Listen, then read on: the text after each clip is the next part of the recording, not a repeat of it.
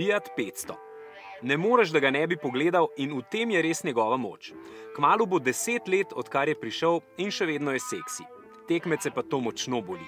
Ampak kaj, ko znajo Fiatovi oblikovalci iz v osnovi cenene plastike narediti dizajnerski presežek, ki ob pogledu spravi človeka v dobro voljo.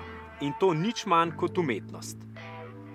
Le poznavalsko oko bo opazilo drugačne luči, malo obrušene elemente na maski in premešano kompozicijo informacij na okroglem merilniku. V oko pa bo takoj padel zaslon na dotik. Kakorkoli Fiat 500 obračaš in odkodarkoli ga pogledaš, je jasno, da je bil ob predstavitvi pred časom in da je danes, ko je retro in vintage v polnem zamahu, še vedno pred tekmeci. Mogoče se komu zdi, da je zaradi svojega videza plišastega medvedka vozniško podhranjen. Napaka.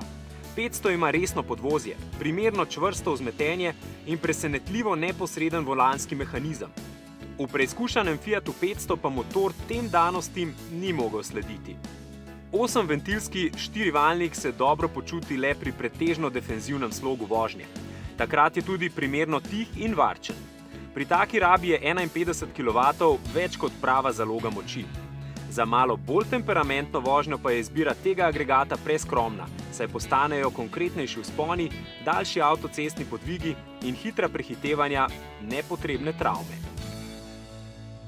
Mesto je njegov dom. Močnejšim agregatom pa pripadajo tudi druge poti. Na teh celo preseneti s prostornostjo svoje kabine, malo manj pa z udobjem sedežev.